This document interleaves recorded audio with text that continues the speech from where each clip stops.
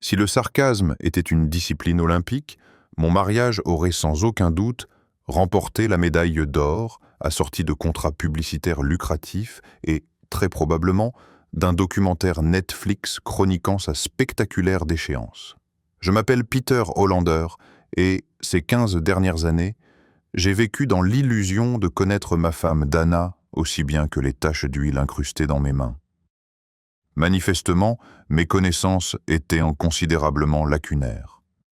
Les signes avant-coureurs auraient dû être flagrants lorsqu'elle a commencé à travailler tard chez Meridian Financial, son rôle de responsable des ressources humaines nécessitant soudainement des réunions urgentes à 9 heures du soir les samedis, ou lorsqu'elle a acquis cette robe écarlate, un vêtement dont le prix dépassait ma prime d'assurance mensuelle, et l'a justifié comme une tenue pour des activités de consolidation d'équipe. Mais je ne suis qu'un homme qui gagne sa vie en réparant des moteurs. Et si vous êtes ici pour de vraies histoires, honnêtes et dérangeantes, n'oubliez pas de vous abonner. Et maintenant, retour à l'histoire. Quelle perspicacité pourrais-je bien avoir dans les subtiles nuances de la dissimulation conjugale ? Peter, tu sens encore l'huile de moteur ? A fait remarquer Dana mardi dernier en fronçant le nez comme si j'avais fouillé dans une fosse à purin. Elle se tenait dans notre cuisine, ornée d'un chemisier en soie qui dépassait probablement le loyer mensuel de la plupart des gens, son attention rivée avec l'intensité d'un chirurgien examinant des radiographies sur l'écran de son téléphone portable. Cote 1, ai-je rétorqué en attrapant une bière dans le réfrigérateur. Cote 2. 2. Elle resta impassible. Auparavant, Dana appréciait mes plaisanteries lorsque nous étions jeunes et naïfs, et que nous croyions que l'amour pouvait surmonter tous les obstacles, y compris mon penchant à découvrir l'humour dans les coins les plus désolés de la vie. Maintenant, elle me regardait comme si j'étais une imperfection sur ses meubles design. La véritable révélation est survenue lorsque mon ami le plus proche, Tony, est arrivé chez Hollanders Auto Repair avec une expression de profonde affliction, comme si quelqu'un avait fait du mal à son chien.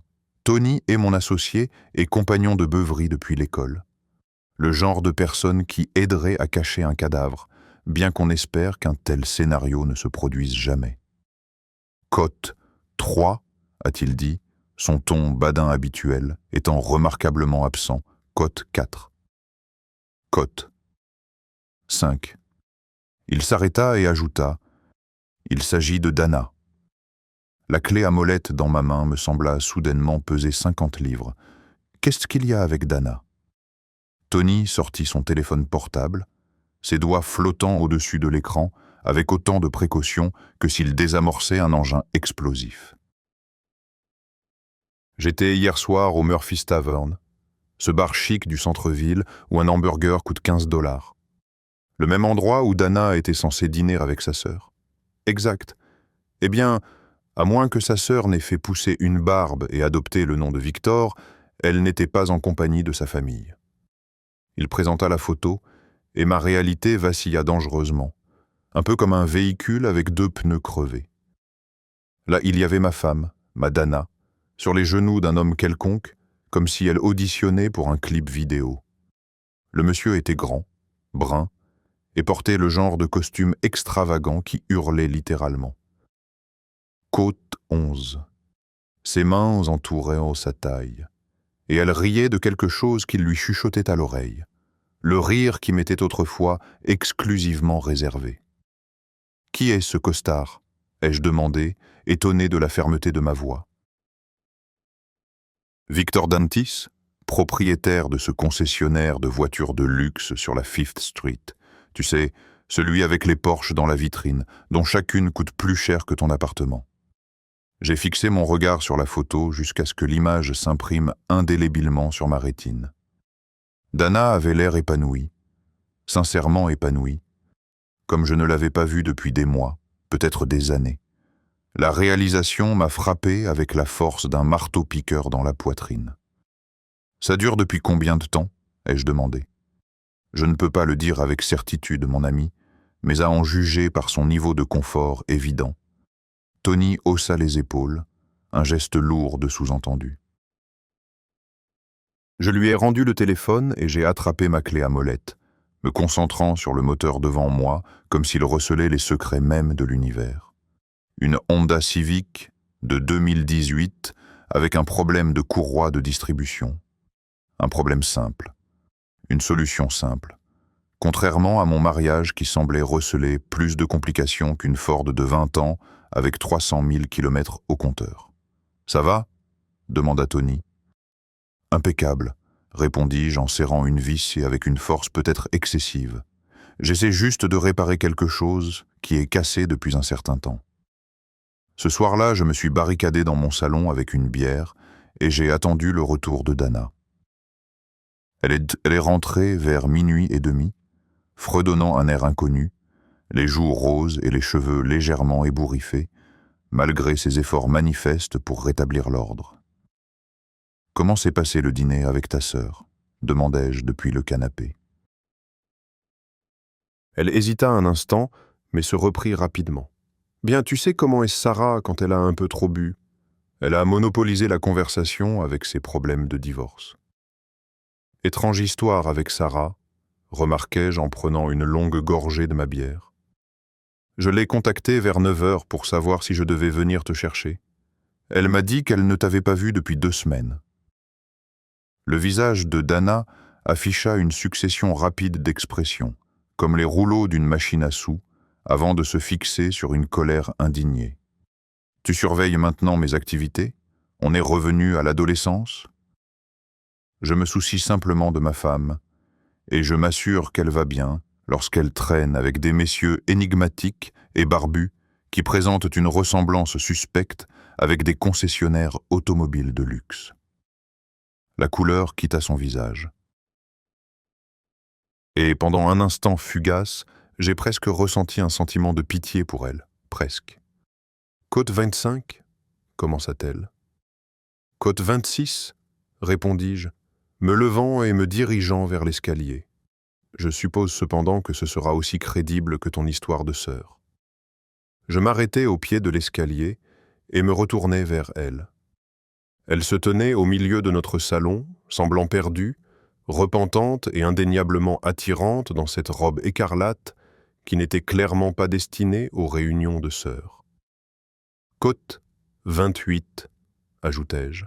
« Côte 29 » Son inspiration vive révéla tout ce que j'avais besoin de savoir. Alors que j'étais allongé dans mon lit cette nuit-là, entendant Dana faire les 100 pas en bas, probablement pour évaluer l'étendue de mes connaissances et le potentiel de minimisation des dommages requis, je n'ai pu m'empêcher de sourire pour la première fois depuis des semaines. Non pas que j'en sois heureux, loin de là, mais parce que j'avais enfin la clarté. Mon mariage était terminé, l'était très probablement depuis un certain temps, mais cela ne signifiait pas la fin de la partie. Si Dana voulait jouer en Ligue des Champions avec son riche amant concessionnaire automobile, elle allait bientôt découvrir que ce mécanicien de petite ville avait quelques tours dans ses manches couverts de graisse. Après tout, j'avais passé 15 ans à perfectionner l'art du démontage et du remontage. Parfois, cependant, la solution la plus efficace consiste à reconnaître quand quelque chose n'est plus réparable et doit être complètement abandonné. Je vais probablement devoir apprendre à guérir un cœur brisé, ou simplement casser autre chose à la place. Le lendemain matin, Dana était partie avant que je ne me réveille. Ce qui était peut-être le mieux, car j'avais passé la majeure partie de la nuit à formuler ce que je voulais lui dire, dont rien n'était particulièrement bienveillant. Elle a laissé un mot sur le comptoir de la cuisine. « Je travaille tard ce soir. Ne m'attends pas. » En effet, travailler tard avec Victor et ses mains magiques, sans aucun doute. J'ai décidé de faire une petite étude de marché sur ma concurrence. Après tout, si on doit perdre sa femme au profit d'un autre homme, autant se renseigner sur le type d'adversaire.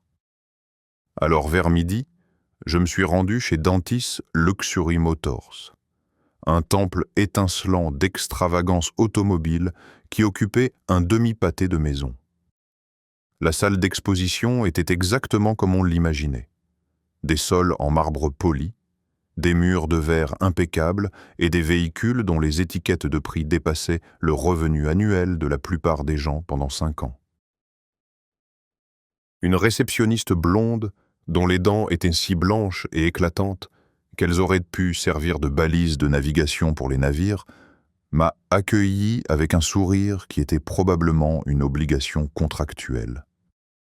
« Bienvenue chez Dantis Luxury Motors. Comment pouvons-nous vous aider aujourd'hui ?» « Je ne fais que regarder, » répondis-je, essayant de projeter l'image de quelqu'un qui peut se permettre un véhicule à 6 chiffres. « J'envisage de passer de mon pick-up. »« Excellent.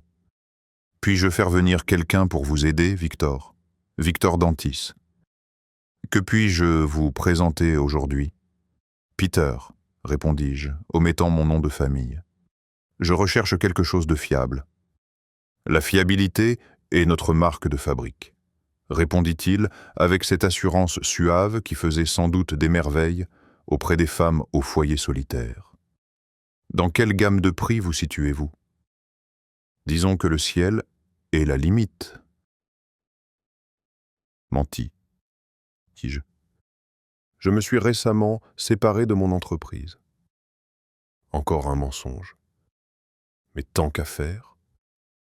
Ses yeux s'illuminèrent comme ceux d'un enfant le matin de Noël. « Dans ce cas, permettez-moi de vous présenter quelque chose d'exceptionnel. Ce bijou vient d'arriver, » annonça Victor en caressant le capot comme s'il s'agissait d'un chat. « De 0 à 100 en 3,2 secondes, vitesse maximale 129 km/h. » Elle ne passe pas inaperçue. Je n'en doute pas, côte 47. Puis-je jeter un coup d'œil à l'intérieur ? Côte 48, bien sûr. Permettez-moi d'aller chercher les clés. Pendant que son attention était détournée, je jetai un coup d'œil furtif à son bureau, visible derrière les cloisons en verre à l'arrière de la salle d'exposition. Et là, suspendu au dossier de sa chaise comme un trophée, se trouvait le foulard en soie bleu azur de Dana, celui que je lui avais offert l'année dernière pour notre anniversaire et qu'elle avait prétendu avoir perdu au travail. Quelque chose de froid et d'implacable s'installa dans ma poitrine, comme une bille de pure rage. Je gardai cependant une expression neutre et continuai à jouer le rôle du client intéressé pendant que Victor dissertait sur des fonctionnalités que je n'utiliserai jamais sur un véhicule que je n'achèterai jamais. « Quelle est votre impression ?» demanda-t-il après son argumentaire de vente. « Impressionnant. » Répondis-je. « Vraiment impressionnant. Vous devez plutôt bien gagner votre vie en vendant de telles voitures. »« Je ne peux pas me plaindre, » répondit-il avec une fausse modestie. « Les affaires marchent bien. La vie est épanouissante. J'ai une magnifique petite amie, une maison splendide, tout ce qu'un homme peut désirer. Petite amie, pas épouse. Petite amie, ma femme était sa petite amie. Heureux homme, Victor, parvins-je à articuler. Eh bien, j'ai besoin de temps pour réfléchir, pour en discuter avec ma femme. Oh, absolument. Femme heureuse, maison heureuse, ou quelque chose comme ça, n'est-ce pas? En quelque sorte, oui. Je quittai la concession automobile, avec la carte de Victor à la main et une envie irrépressible de détruire quelque chose de substantiel. Au lieu de cela, je me dirigeai vers Murphy's Tavern, le théâtre de mes malheurs, et commandai un whisky dont le prix dépassait mon déjeuner habituel. C'est là que je rencontrai Marcy Peterson, une collègue de Dana et la principale chroniqueuse mondaine de l'agglomération de Cleveland. Marcy ne m'avait jamais particulièrement apprécié, car elle trouvait que Dana avait épousé quelqu'un en dessous de sa prétendue couche sociale. Elle avait cependant un appétit insatiable pour les conversations, surtout après avoir consommé quelques boissons alcoolisées. « Pete » articula-t-elle en glissant sur le tabouret de bar voisin avec l'empressement d'une personne qui avait déjà pris un déjeuner liquide. « Quelle coïncidence de te rencontrer ici. N'est-ce pas un établissement que Dana fréquente souvent pour ses déjeuners d'affaires? Ou me trompais-je ? Je feignis l'innocence et fis signe au barman de me servir un autre verre. Je ne serais pas au courant de telles informations. Je ne fréquente généralement pas les établissements où les amuse-gueules coûtent plus cher qu'un plein d'essence. Marcy laissa échapper un petit rire dont le son ressemblait au grincement strident d'ongles sur un tableau noir. Oh, tu es si spirituel. Dana nous amuse toujours avec des histoires sur ton humour. De quoi d'autre Dana parle-t-elle? Côte, sang. Oh, tu sais, principalement des choses liées au travail. Son supérieur, sa clientèle, ce vendeur automobile particulièrement attirant avec qui elle a collaboré pour renouveler le parc de véhicules de l'entreprise. Ma main s'est crispée sur mon verre. Un vendeur automobile. Victor, peut-être? Dantis, je crois. En tout cas, il a joué un rôle déterminant dans l'obtention de conditions plus avantageuses pour les voitures de société. Une méthode résolument pragmatique, si tu vois ce que je veux dire. Tu prends ça étonnamment bien, vraiment, parce que j'ai l'impression d'être sur le point d'exploser. Oui, mais c'est une démolition contrôlée, comme dans une entreprise de démolition. Extrêmement précise, extrêmement calculée. Il a levé sa bière pour un toast ironique. À la démolition précise. À la démolition précise, ai-je acquiescé. Le lendemain matin, je me suis réveillé avec une gueule de bois paralysante et un plan concret. Dana était déjà partie, encore un début de journée précoce au bureau sans doute. Mais elle avait accidentellement laissé son ordinateur portable sur le comptoir de la cuisine. Cet ordinateur portable même qu'elle avait gardé ces derniers mois avec une vigilance habituellement réservée aux secrets d'État.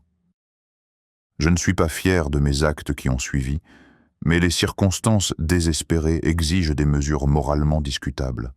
J'ai consacré 1 heure à fouiller son historique de navigation, sa correspondance électronique et ses messages sur les réseaux sociaux.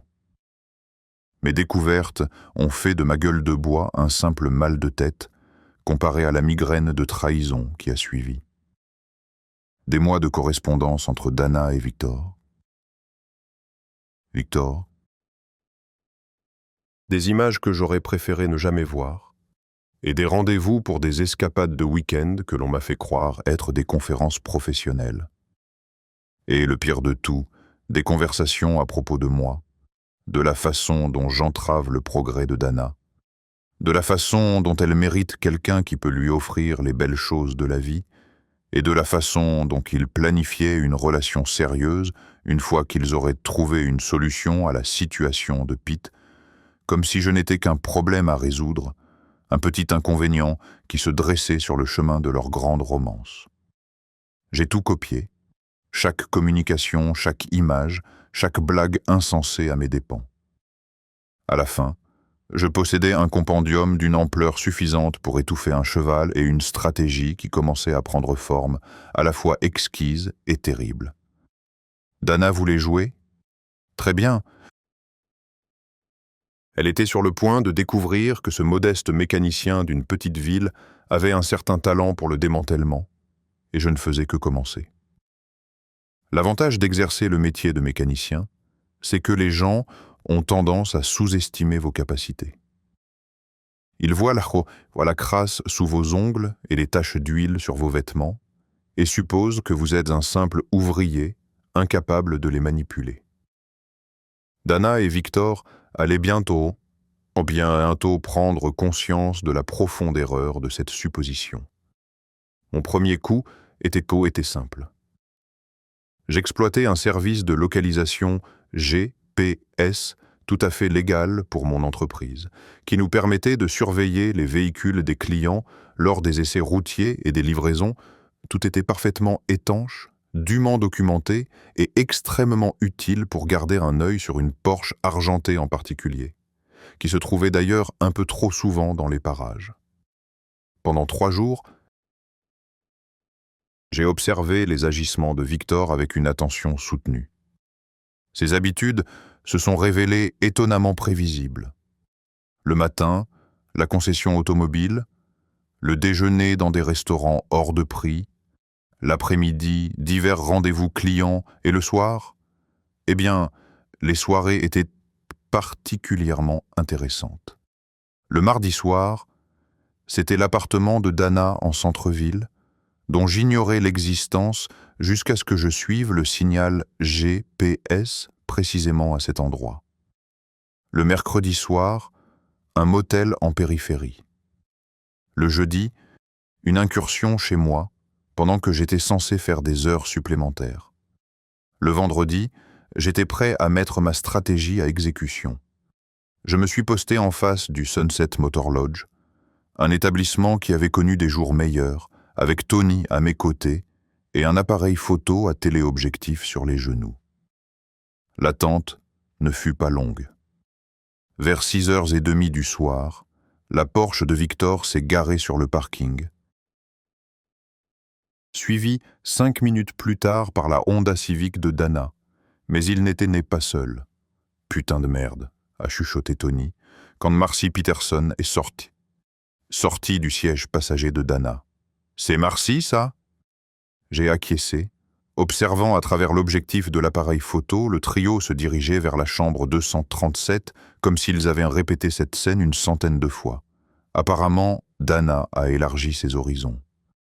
J'ai tout documenté dans les moindres détails. Plaque d'immatriculation, visage, numéro de chambre, horodatage. Lorsqu'ils sont ressortis 2 heures plus tard, ébouriffés mais visiblement satisfaits, j'avais suffisamment de preuves pour ruiner la carrière de Dana et la réputation de Victor. Mais ce n'était que le début. Le lundi matin suivant, j'ai passé un appel anonyme au service des ressources humaines de Meridian Financials, en prenant soin de ne pas appeler le service de Dana, mais celui qui s'occupait des fautes professionnelles des cadres.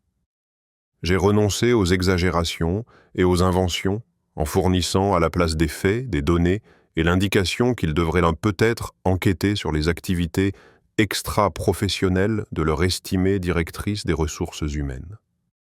Le mardi après-midi, Dana a été suspendue de ses fonctions avec effet immédiat. Elle est rentrée à la maison ce soir-là avec le visage d'une femme qui s'était fait renverser par une voiture, son assurance habituelle brisée et saignant de toutes parts. « Ils m'ont suspendu », a-t-elle annoncé sans embâge, se tenant dans l'embrasure de la porte de mon atelier comme si elle avait peur de s'approcher. « Je suis désolé d'apprendre ça », ai-je répondu, sans quitter des yeux le carburateur que je révisais. « Qu'est-ce qui a déclenché ça ?» Ils ont parlé d'accusations de comportement inapproprié. Quelqu'un a envoyé des photos, Pete. Des photos de moi avec... Sa voix s'est éteinte. Probablement parce qu'elle s'est rendue compte que compléter cette phrase exigerait l'aveu de choses qu'elle refusait encore d'admettre. Avec Victor, ai-je complété avec serviabilité. Son visage est devenu blanc comme un linge. Comment sais-tu quoi que ce soit de ton amant ? Je l'ai enfin regardée, et elle a tressailli devant ce qu'elle a vu dans mes yeux. Dana, ma chérie, je suis au courant pour Victor depuis des semaines. La seule question qui restait en suspens était de savoir combien de temps tu allais encore me mentir à ce sujet.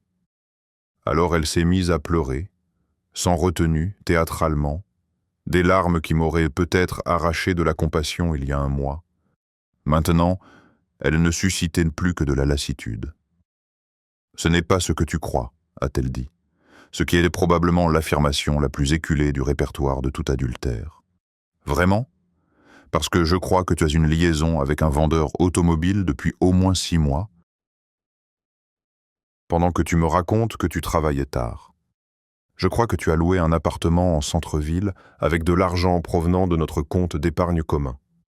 Je crois que toi et ta clique, vous êtes bien amusés à vous moquer du simplette de mécanicien qui ne se doutait de rien des escapades secrètes de sa femme avec un autre homme. » Chaque syllabe l'a frappé comme un coup de poing, et j'ai constaté que je ne ressentais pas la moitié des remords que j'aurais dû ressentir. Je n'ai jamais voulu que ça arrive, côté, centre. Mais c'est arrivé, encore et encore, dans des motels, dans ton appartement secret, dans notre lit conjugal. pendant que j'étais au travail. Quote 64. La question pertinente maintenant est quelles mesures nous allons prendre en réaction. Quote 61. On pourrait essayer une thérapie. Quote 76. On pourrait surmonter cette crise. Je mettrai fin à ma relation avec Victor. Je vais... Quote 77. Tu vas quoi? Encore faire semblant de m'aimer. Tout en comptant les jours jusqu'à ce que tu puisses te barrer à nouveau avec ton riche protecteur. Quote 78. Il n'est pas un riche protecteur. Dana, cet homme conduit une voiture qui coûte plus que mes revenus des 3 dernières années. Il a une entreprise, vit dans une villa et peut acheter des choses chères sans avoir à regarder son compte en banque. Comment tu l'appellerais alors? Elle n'avait pas de réponse à cette question. Voilà ce qui va se passer, continuai-je, mon ton inébranlable, malgré la colère qui brûlait dans ma poitrine. Tu fais tes affaires et tu vas vivre chez Victor. Je dépose une demande de divorce et tu signes les documents correspondants sans résistance. En contrepartie, je ne transmettrai pas le reste de ces photos à ton chef, à tes parents ou au journal local. Tu ne ferais pas ça, souffla-t-elle. Teste ma détermination. Tu es sur le point de découvrir ce dont je suis capable, affirmai-je. Ce week-end-là avait lieu le Cleveland Fall Festival, une tradition annuelle qui transformait toute la ville en un centre vibrant de stands de nourriture, de musique live et de diverses animations. Le clou du spectacle de cette année était un Odin Lucas, caritatif, jeu de force, mettant en scène des célébrités locales et des chefs d'entreprise. Victor s'était empressé de s'inscrire. J'ai acheté un rouleau de tickets et j'ai fait la queue pour observer Victor, qui régnait en maître depuis son estrade au-dessus du bassin, distribuant des plaisanteries et flirtant de manière enjouée avec la foule rassemblée. Il était incontestablement dans son élément, le centre de toutes les attentions, et pensait probablement aux retombées positives d'un tel engagement social sur ses activités professionnelles.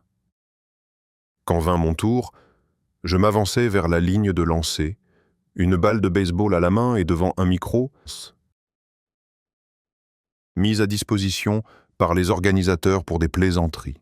Mesdames et messieurs, annonçai-je, ma voix résonnant à travers l'assemblée.